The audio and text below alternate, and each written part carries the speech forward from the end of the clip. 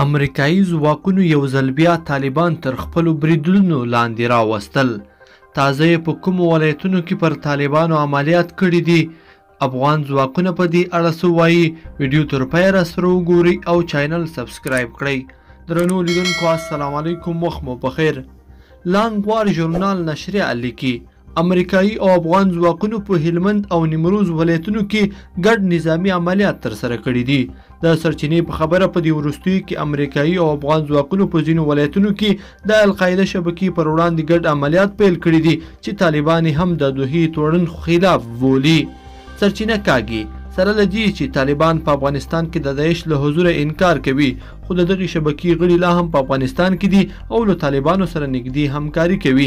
د سرچینې په خبره د هلمند په نادعلي کې د طالبانو پر یو مرکز برید شوی دی چې په هغه کې هم د القاعده شبکې 8 غړي وژل شوي دي. امریکایي ځواکونو داسې مهال دغه عملیات پیل کړي چې له طالبانو سره د هوکړې مطابق دوی به یوازې په خپلو اډو کې وي.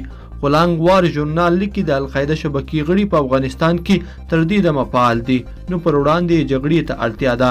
څو ورځې وړاندې په قطر کې د طالبانو د سیاسي دفتر مشرانو هم ویل چې امریکایانو د دوحې تړون خلاف د هلمند په نادعلي کې د دوی د جنګیالیو باندې برید کړی او 18 تنه یې وروژلي دي.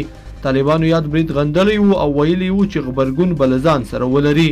وروسته له هغې چې د امریکایانو او طالبانو ترمنځ د دوحې تړون لاسلیک شو، طالب ډلې په یو شمېر ولایتونو کې لکه هلمند، کندهار، روزګان جګړې ته شدت ورکړ. او چې کله امریکایي ځواکونو یو ځل بیا پر طالب جنګیالیو بریدونه وکړل، دغې ډلې د هېواد په جنوب لویدیځ زون کې خپلې حملې زیاتې کړې دي. پرون یوازې په کندهار کې طالبانو 3 موټر بم بریدونه وکړل. دا په داسې حال کې ده چې په دوحه کې د طالبانو او افغان لوري ترمنځ هم د سولې مذاکراتو پر اجنډا توافق شوی، خو معلومه نه ده چې دغه پړاو به څومره وخت ونیسي.